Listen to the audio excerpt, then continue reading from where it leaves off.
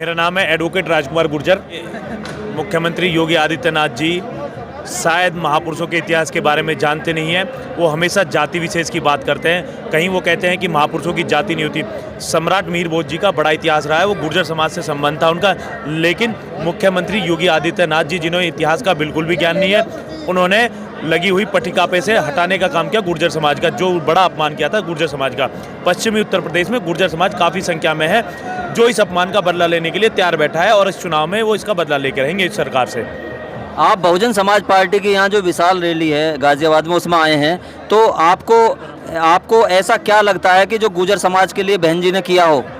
देखिए, मैं नोएडा की 61 विधानसभा में रहता हूँ। वहीं ज़मीन सबसे बेशकीमती ज़मीन है, जिसकी कीमत शायद लगा ही नहीं सकते। वहाँ परम आदरणीय बहन कुमारी मायावती ने हमारे समाज के लिए गुर्जर सांस्कृतिक शोध की स्थापना के लिए एक ज़मीन अलॉट की, उसके लिए फंड अलॉट किया और हमारे समाज के लिए एक संस्थान बनाने का काम किया। हमारे महापुरुषों को, मैं गुर्जर समाज के साथ साथ मैं ओबीसी समाज की बात करूं, ओबीसी समाज के महापुरुषों के नाम से बहन जी ने जिले बनाने का काम किया है। और देखिए, ओबीसी समाज का ही एक नेता जो अपने आप को बहुत बड़ा हितैषी कहता है ओबीसी समाज का, अखिलेश यादव, उन्होंने उन जिलों को समाप्त करने का काम किया। अखिलेश यादव जी जो विदेश में पढ़े, उन्हें ओबीसी समाज का ज्ञान ही नहीं है। वो ओबीसी समाज के महापुरुषों के बने नाम से बने जिलों को ख़त्म करने का काम करते हैं। बहन जी ओबीसी समाज के महापुरुषों को अपने बैनर पर सबसे बड़ा ऊपर स्थान देती हैं। अच्छा, जो ये सम्मान दिया है और आपको जो टिकट का वितरण है, इसमें जो बहन जी ने कितना सम्मान दिया है? देखिए, बहन जी ने पश्चिमी उत्तर प्रदेश में पहले चरण में चुनाव होने जा रहा है। बहन जी ने गुर्जर समाज को विशेष महत्व देते हुए और विशेष सम्मान देते हुए 10 टिकट बहन जी ने हमारे जिले में दिए हैं। पूरे इस पश्चिमी उत्तर प्रदेश में 10 टिकट बहन जी ने दिए। 10 टिकटों में आपको कितनी फाइट लग रही है? कितने जो गुर्जर समाज के लोग कितनी सीट निकाल सकते हैं? देखिए, बहन जी कहीं भी टिकट किसी भी सीट पर देती है और इस बार बहन जी ने आगरा से भी मैसेज दिया।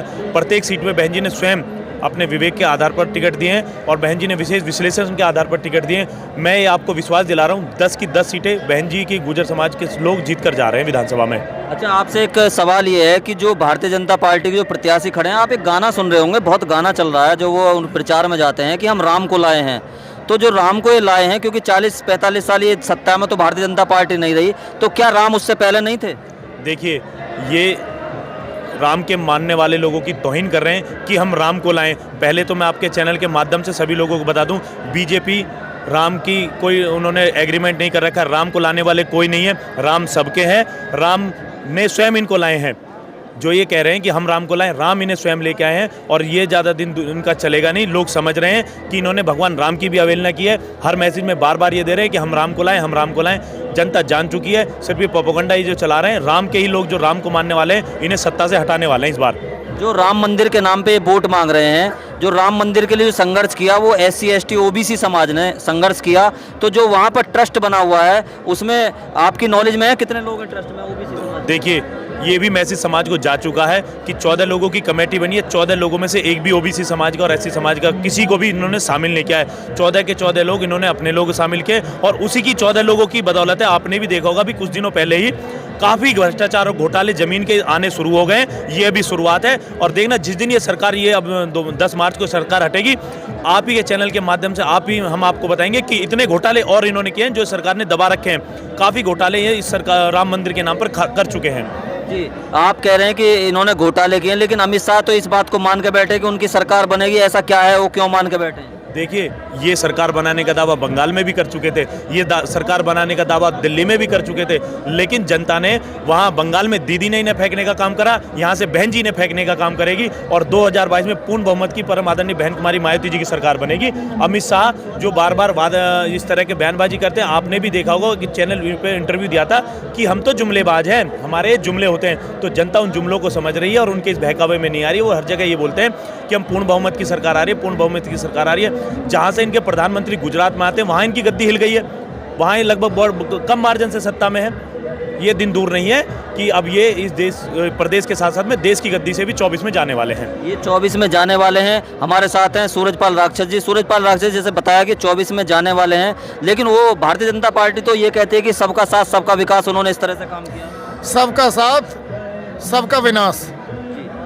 सबका साथ सबका विनाश ये आप कह रहे हैं, लेकिन मेरा ये कहना है कि आप कैसे मान के चल रहे हैं कि बहुजन समाज पार्टी की सरकार आएगी, जबकि बहुत सारे नेता जो SC/ST समाज से थे, जैसे मैं कुछ नाम ले सकता हूं, चंद्रशेखर रावण हैं और ऐसे बहुत सारे नेता जो उभर के आए, गंगाराम अम्बेडकर हैं जो अखिलेश जी के पास गए, और ऐसे बहुत सारे नेता हैं। तो ऐसे जो लोग गए हैं उसका क्या प्रभाव नहीं पड़ रहा है बहुजन समाज पर? कितने आए और कितने गए नेता वो जो लोगों के दिलों पर राज करे। माने बहन मायावती जी सर्व समाज के दिलों पर राज करती हैं, लोग उनके लिए मरते मिटते हैं। जिसे निजी लालसा है, जिसे निजी कुछ चाहिए, पद चाहिए, प्रतिष्ठा चाहिए, वो तो कहीं भी आएगा जाएगा। समाज उसके पीछे नहीं है, समाज माने बहन मायावती जी के पीछे है। और सर्व समाज इस बार दिल खोल करके बहन जी को वोटिंग कर रहा है।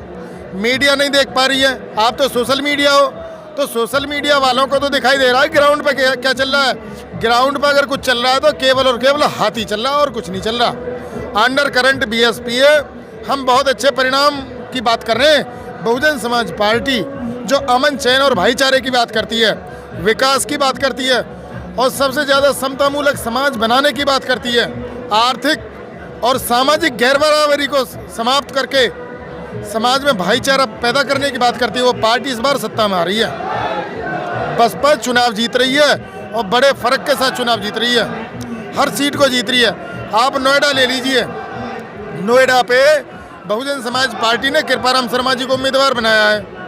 भारतीय जनता पार्टी के जो पदाधिकारी थे ब्राह्मण समाज के, उन्होंने भाजपा से इस्तीफा दे करके वो कृपाराम जी के साथ लग गए। उन्होंने कहा कि भाई नोएडा में बीजेपी ने 1 रुपये का काम नहीं कराया। तो आज कोई भी शहर है, कोई भी विधानसभा है, हर जगह यही बात है कि आएगी तो BSP आएगी, BSP के अलावा कोई नहीं आएगा। अगर विधानसभा हंग असेंबली होती है, किसी की पूरी भी वोटें नहीं आती है, तब भी बहन जी की ही सरकार बनेगी जी। आएगी तो बहुजन समाज। मैं एक बार कहूँगा कि बड़ा जोश है, लोगों को थोड़ा घुमा के दिखाएं, थोड़ा घुमा करके दिखाएं। जो नारे यहाँ पर लग रहे हैं, बहुजन समाज पार्टी जिंदाबाद, इस तरह से नारे लग रहे हैं। हमारे साथ भाई साहब हैं, हम आपसे, आपका नाम क्या है? आजाद प्रधान। आजाद प्रधान जी, आपको क्या लगता है कि जो सर्व समाज के लोग हैं बहुजन समाज पार्टी को वोट क्यों करें? सर्वजन जो बहन जी की जो 2007 की और जो पिछली 3 बार की जो मुख्यमंत्री काल रहा है बहन जी का, वो बहुत ही अमृत काल कहूँगा मैं उसे। उसमें बहुजनों का और पिछड़ों को और अल्पसंख्यक लोगों को जितनी सुविधाएं बहन जी ने उपलब्ध कराई, शिक्षा फ्री हुई थी। मेरे घर में भी दो बहन भाई हैं जिन्होंने B.Ed 2007 में जो B.Ed की क्लास होती है उसमें आज की डेट में लाखों रुपए डोनेशन मांग रहे हैं स्कूल वाले, लेकिन बहन जी के शासन में वो फ्री ऑफ कॉस्ट B.Ed की थी। शिक्षा में बहुत ही अच्छा बहन जी ने शिक्षा के लिए बहुत ही मजबूती से कदम उठाए। हमारे यहाँ एजुकेशन हब बना दिया गौतम बुद्ध नगर में, विश्वविद्यालय दे दिया हमारे लिए। चिकित्सा के क्षेत्र में काशीराम जैसी स्पेशलिटी इतनी बड़ी हॉस्पिटल दे दी। निठारी पे जो सेक्टर 39 की है, 31 की, वो निठारी पे वो हॉस्पिटल दी है। बहन जी का शासन सबसे उत्तम शासन है और इस बार भी हम 2007 से ज़्यादा सीट लाकर पूर्ण बहुमत से सरकार बनाएंगे। पूर्ण बहुमत से सरकार बनाएंगे। आप कह रहे हैं इतने सारे काम किए हैं, लेकिन जो बहुजन समाज में कुछ लोग हैं उनको तो ये काम दिखाई नहीं देते। तो बहन मायावती जी की बुराई करते हो, कहते हैं ब्राह्मणवादी हो गई है। भाई साहब, अभी तक बहन जी को तो मीडिया भी नहीं दिखा पा रही थी ठीक ढंग से। सही बात तो ये है कि कल मैंने एक TV 9 करके न्यूज़ चैनल है, उस पर मैंने देखा तो उस पर जो एंकर थे उस पर वो बोल रहे थे कि कहीं ऐसा ना हो कि 10 मार्च को हम बहन जी की बात करते रह जाएं और बाकी दल सब भी पीछे रह जाएं। तो आने वाला समय बहन जी का समय, 10 मार्च बहन जी की है। 10 मार्च बहन जी के कहना है प्रधान जी का। तो ये जोश है, मैं दिखाने का कहूँगा कि उधर से दिखाएं। बहुत सारा जोश यहाँ पर लोगों के बीच में चल रहा है।